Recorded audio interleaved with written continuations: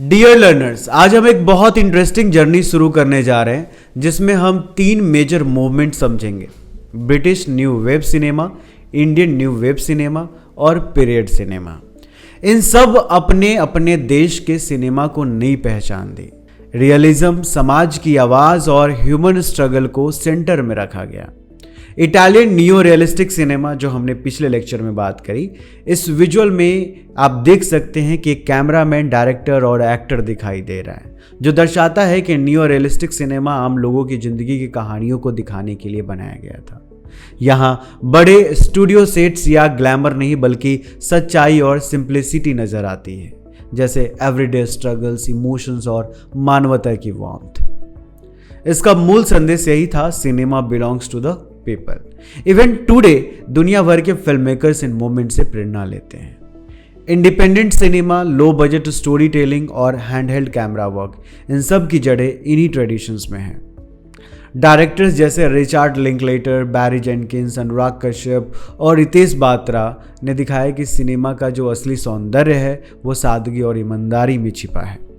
इन movements ने हमें सिखाया है कि ग्रेट सिनेमा पैसों या टेक्नोलॉजी से नहीं बल्कि इमेजिनेशन और पर्सनल ट्रूथ से बनता है। चलिए अब देखते हैं कि इसी रियलिज्म को आगे बढ़ाते हुए ब्रिटिश न्यू वेव सिनेमा ने कैसे वर्किंग क्लास लाइफ और सोशल चेंज को स्क्रीन पर उतारा। इस इमेज में एक पुराना टेलीविजन, कैमरा और ब्रिटिश फ्लैग दिख रहा है।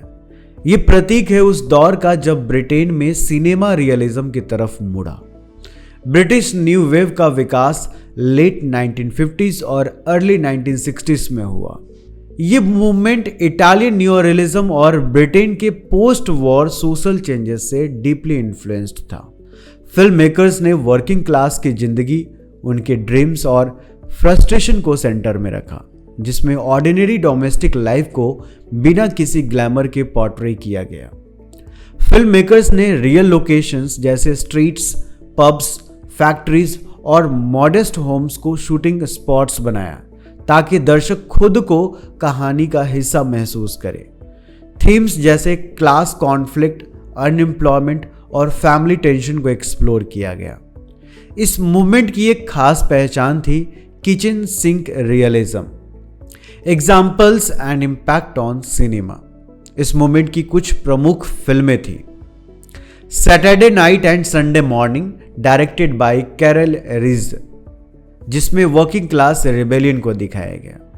दूसरी प्रमुख film look back in anger थी, जो जॉन ऑसबॉर्ने के प्ले पर बेस्ड थी और यूथ डिसइल्यूजनमेंट को दर्शाती थी। इस मूवमेंट ने कीन लोच और माइकी लेक जैसे सोशल रियलिस्टिक डायरेक्टर्स को डीपली इन्फ्लुएंस किया। इन फिल्मों ने यह साबित किया कि पावरफुल ड्रामा सिर्फ बड़े सेट्स पर नहीं बल्कि ऑर्डिनरी जिंदगी की सेटिंग्स में भी रचा जा सकता है। तो लर्नर्स, ब्रिटिश न्यू वेव की तरह ही भारत में भी कुछ फिल्म मेकर्स ने यह महसूस किया कि मेन स्ट्रीम बॉलीवुड फिल्मों की चमक के पीछे असली भारत की कहानियां कहीं खो गई है। उन्होंने सिनेमा को एक मीडियम बनाया सोशल अवेकनिंग और ट्रूथफुल एक्सप्रेशंस के लिए, और यहीं से शुरुआत हुई इंडियन न्यू वेव सिनेमा की, यानी पैरेलल सिनेमा मूवमेंट की। इस विजुअल में एक फिल्म मेकर लैपटॉप और कैमरे के बीच काम कर रही है। आसपास फिल्म रील, क्लैपर बोर्ड और डायरेक्टर्स चेयर दिख रही है, जो सिंबलाइज करता है कि यह सिनेमा एक्सपेरिमेंटेशन और विचारशील फिल्म मेकिंग का प्रतिनिधित्व करता था। यहां स्टार पावर नहीं बल्कि स्टोरी पावर और सोशल मैसेज सबसे अहम थे। इंडियन न्यू वेव या पैरेलल सिनेमा 1950s के अंत और 1960s की शुरुआत में उभरा। यह आंदोलन रियलिस्टिक कहानियों पर बेस्ड था। Poverty, caste discrimination, women's issues, rural oppression और करप्शन जैसे सामाजिक मुद्दों को केंद्र में लाया गया। फिल्म मेकर्स के लिए सिनेमा अब सिर्फ मनोरंजन ही नहीं बल्कि सोशल क्रिटिक और रिफॉर्म का माध्यम बन गया था। इन फिल्मों का निर्माण सिर्फ हिंदी में नहीं बल्कि विभिन्न भाषाओं में हुआ, जैसे बंगाली, मलयालम, कन्नड़, मराठी और हिंदी, जो इस आंदोलन को ट्रूली पैन इंडियन बनाता है। कमर्शियल फॉर्मूलाज को छोड़कर लो बजट लेकिन आर्टिस्टिक स्टोरी टेलिंग को प्राथमिकता दी गई। Examples and impact on cinema.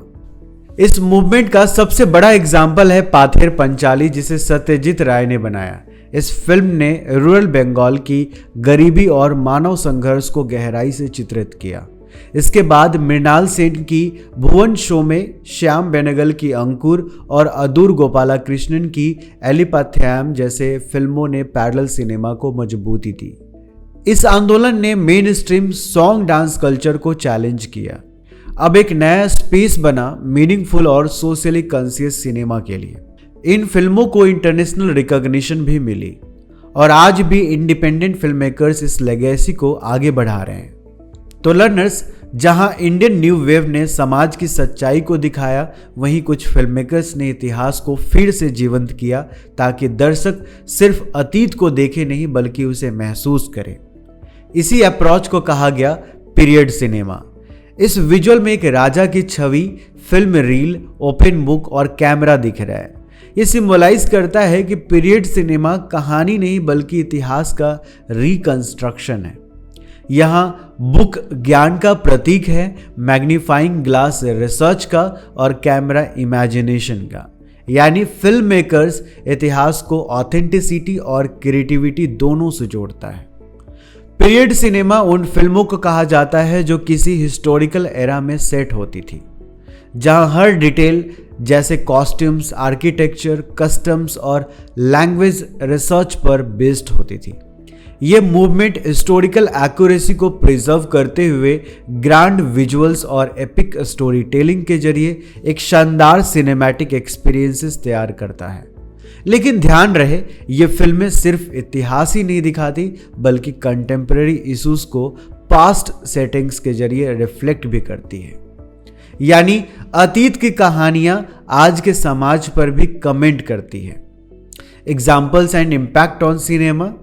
कुछ यादगार पीरियड फिल्में हैं जैसे मुगले आजम, जिसने मुगल एरा की ग्रैंडियर और ट्रेजेडी को डिपिक्ट किया।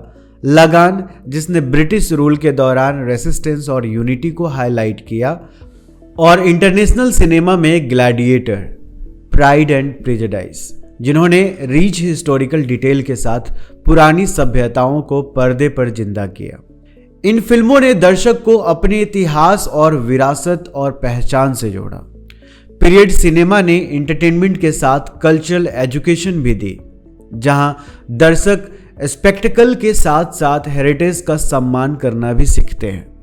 अब जब हमने इन तीनों मूवमेंट्स यानी British new wave, Indian new wave और पीरियड सिनेमा को समझ लिया, तो चलिए देखते हैं कि ये आपस में कैसे अलग भी हैं और कैसे एक दूसरे से जुड़े हुए भी।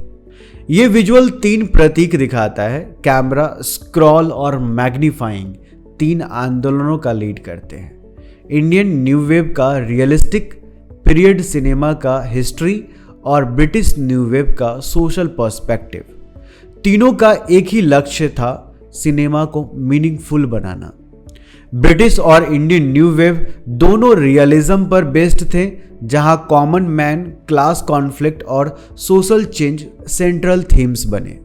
वहीं पीरियड सिनेमा ने दर्शकों को इतिहास की गहराइयों में ले जाकर पास्ट को जीवंत कर दिया।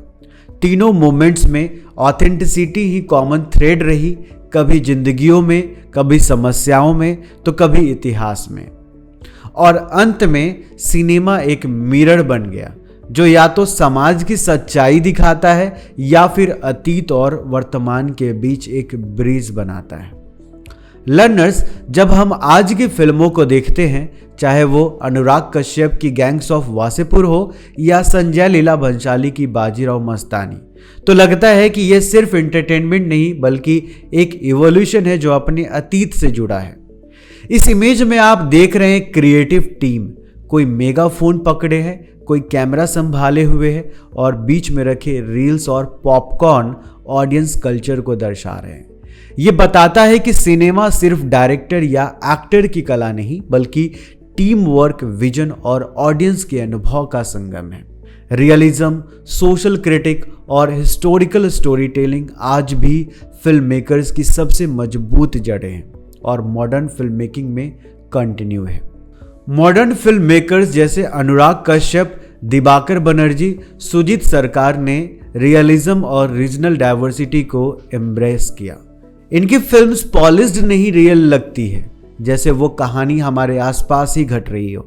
डायलॉग नेचुरल होते हैं, कैमरा ज्यादा क्लोज होता है, इमोशंस रॉ।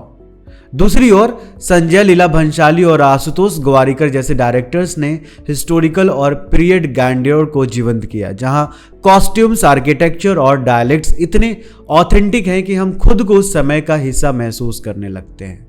सिनेमा आज भी ट्रूथ, मेमोरी और इमेजिनेशन का माध्यम है, एक ऐसा माध्यम जो न सिर्फ रियलिटी को रिफ्लेक्ट करता है बल्कि कलेक्टिव मेमोरी को भी प्रिजर्व करता है। लर्नर्स, अगले लेक्चर में मिलते हैं cinema in the new millennium. Keep learning, keep growing. JMC study hub, लक्ष्य आपका साथ।